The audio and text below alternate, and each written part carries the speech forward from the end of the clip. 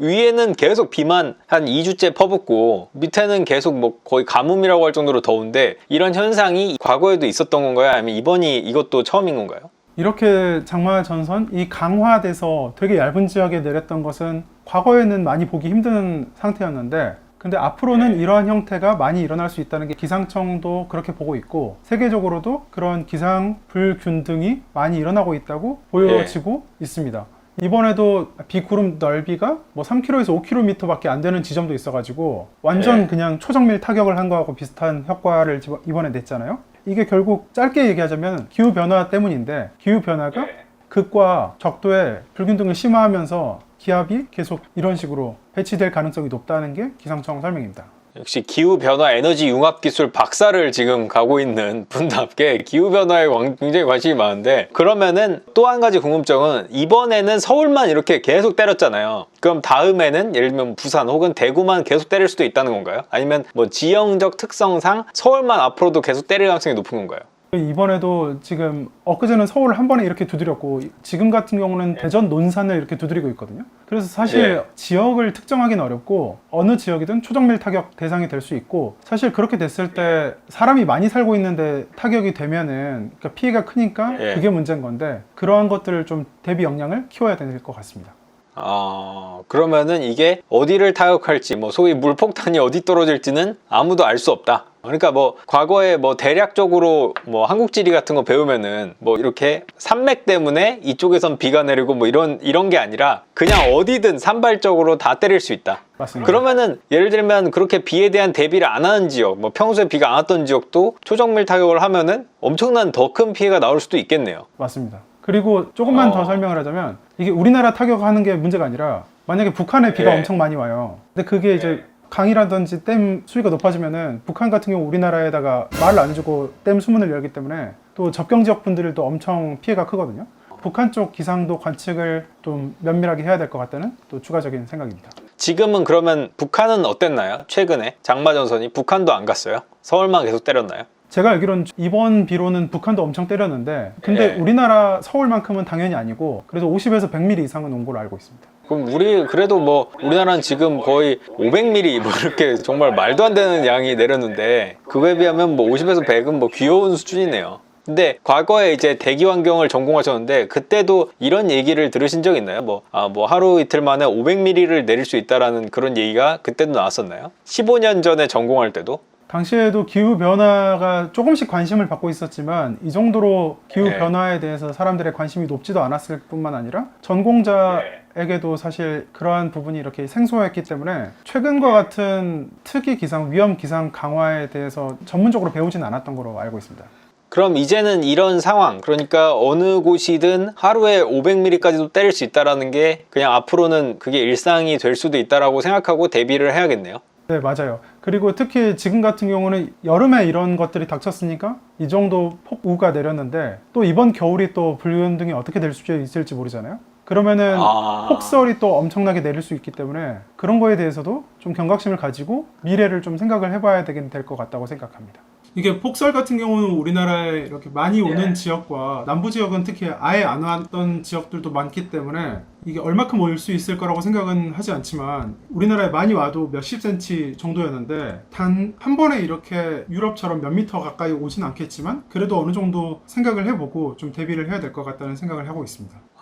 이제 변화를 준비해야 된다. 예전에는 사계절이 있는 것이 굉장히 좋은 것처럼 생각될 수도 있었는데, 그 사계절이 어느 정도 범위 안에서 사계절이어야지, 이게 인간이 생각하거나 우리가 평소에 대한민국에 살면서 느꼈던 사계절이 추운 거 더운 거 비가 많이 오고 눈이 많이 오는 게 이렇게 벌어지기 시작하면은 이게 사계절이 좋은 것만 아니잖아요.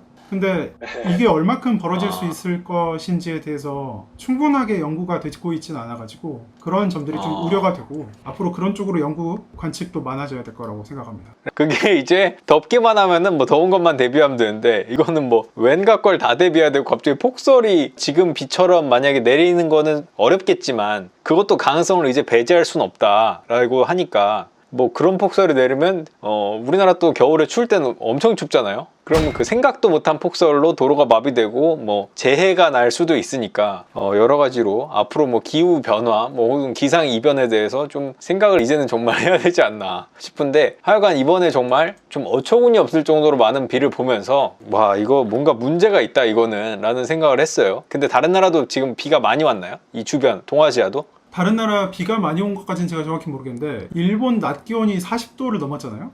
그리고 유럽 같은 경우도 이번에 최악의 더위를 겪었고, 이게 전에 겪어보지 않은 형태 날씨들도 많이 나타나는 것 같아요. 예를 들어서 추운 지역이었는데 더 추워지는 것은 어느 정도 예견할 수 있지만, 특히 최근에 갑자기 그 스위스에서 눈이 녹으면서 알프스 산맥 높이가 낮아지거나 높아진다는 기사도 많이 떴었는데, 이게 갑자기 눈이 녹으면서 산의 높이까지 왔다 갔다 할 수 있는 정도? 또 남극 면적도 엄청나게 줄어들고 있으니까 평생 만년설 혹은 추울 거라고 생각했던 지역들도 점점 뜨거워진다거나 하는 것들도 충분히 앞으로도 일어날 수 있는 일 같습니다. 그리고 이제 최근에 황덕현 기자가 쓴 기사 중에 제2의 장마 될까라고 했잖아요. 500mm가 물폭탄이 떨어진다 이런 얘기가 이제 내용이고, 근데 이 제2의 장마라는 표현에 대해서 이제 기상청이 그건 오해다, 이건 장마가 아니다 라고 했어요. 앞으로 계속 한 1, 2주간 계속 비는 내린다고 하잖아요. 뭐 산발적으로. 그럼 이게 장마가 아니고 뭐죠?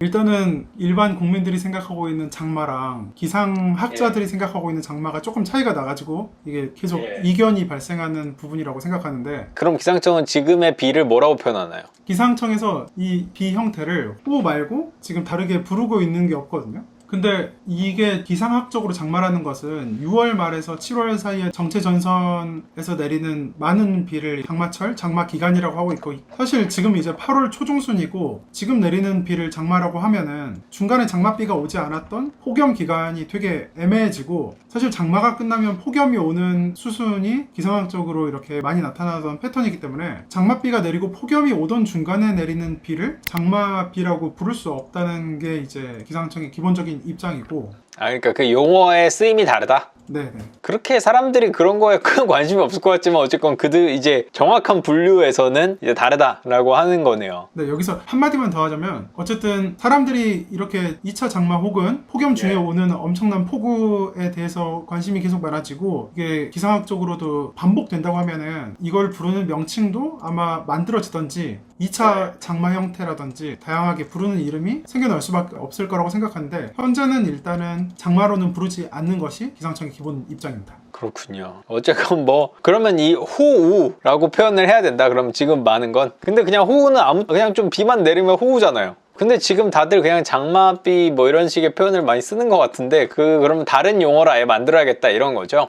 맞습니다. 그리고 일반적으로 장마비를 뿌리는 전선도 장마 전선이라기보다는 기상학적으로는 정체 전선이라고 부르고 있거든요.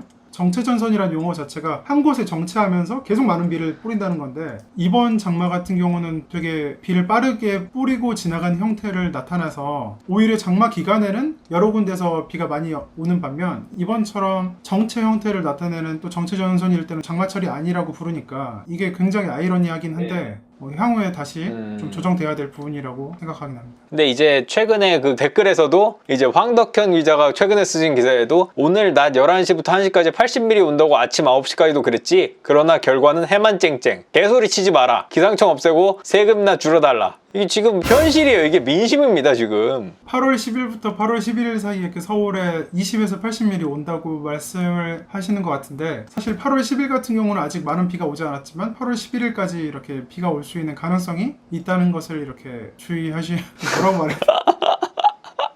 알겠습니다. 근데 지금 오늘도 굉장히 쨍쨍하네요. 그러니까 지금 다시 또 한번 추궁을 또 들어가자면은, 오늘은 분명히 예보가 돼 있었잖아요. 맞죠? 오늘 예보 돼 있었죠. 근데 지금 갑자기 이제 오늘 낮에 예보가 해로 바뀌었어요. 어제는 오늘이 비였는데 지금은 해가 돼 있다고요. 18시까지 해 이렇게 돼 있어요. 이거 어떻게 설명하시겠어요? 내가 어떻게 설명? 어쨌건 뭐 이런 상황에 대해서 사람들이 좀 분통을 터뜨리는 것 같은데, 어쨌건 지금 뭐 여러 가지 어려운 점들이 있다. 기상 예측에 기후 변화 등으로 예측이 더 어려워지는 건 맞죠? 예측이 확실히 어려워지고 있는 게 맞고, 대신에 기상청을 옹호하는 입장은 아니지만 두 가지 짧게 그냥 들어갔으면 하는 내용이, 첫 번째는 위험에 대해서는 조금 보수적으로 볼 필요 있다고 기상청이라든지 기상청 출입 기자들이 많이 생각을 하고 있는데, 예를 들어서 일본의 10m 높이 쓰나미가 온다고 했을 때 1m가 왔다 그래서 사람들이 막 엄청나게 비판을 하지 않는 것처럼, 어떻게든 안전을 최우선으로 하기 위해서 조금 더 국민 안전을 위해서 보수적으로 예보를 하고 있다는 것을 국민들이 좀 아셔야 될 것 같다는 생각이 들고, 그럼에도 이렇게 정확하지 못한 예측 혹은 전혀 상반된 예보 같은 것들이 있으면 충분히 비판을 많이 해야 정신을 차릴 사람은 정신을 차리고, 또 더 열심히 할 사람들은 더 열심히 하고, 이렇게 각자의 위치를 잘 찾을 수 있다고 생각을 합니다. 어쨌건 그러면 이제 마지막으로 뭐 물폭탄 떨어졌잖아요. 그리고 이제 한 주간 혹은 그 다음 주까지 또 비가 또 올 수도 있다, 뭐 이런 얘기가 나오고 있는데, 뭐 당분간 그러니까 한 8월 9월에 날씨 예보해 주시고 이제 마무리 인사하시죠. 네, 이게 영상이 언제 올라갈지 모르겠지만, 일단 기상청에서 예보하고 있는 거는 13일경으로 이렇게 북한에서 장마전선이 발달할 수 있다는 이야기를 하고 있는데, 이거는 조금 더 면밀한 분석이 필요하다고 생각을 하고 있다고 하고요. 대신에 이제 광복절 전후로 조금 더 비가 온 뒤에 다음 주부터는 조금 구름이 많은 상태로 비가 언제든지 간헐적으로 쏟아질 수 있는 형태라고 하지만, 이번 비처럼 장마전선, 정체전선이 새로 만들어져 가지고 비가 올지는 아직 예보 분석이 더 필요하다고 말하고 있습니다. 때문에 15일에서 16일 정도에 수도권에 비가 오고, 그 이후로는 조금 더 분석이 필요해 보입니다. 앞으로는 모른다.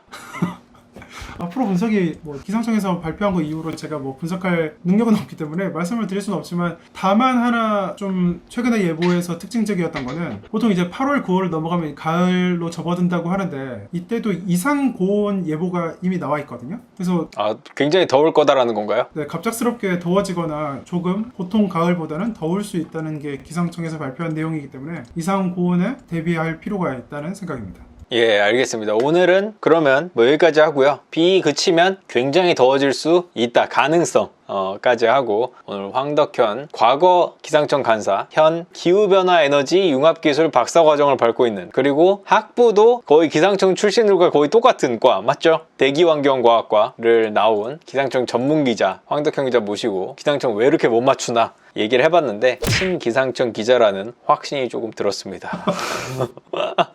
오늘 여기까지 하겠습니다. 끝! 구독, 좋아요, 알림 설정까지 부탁드립니다. 20만 가자!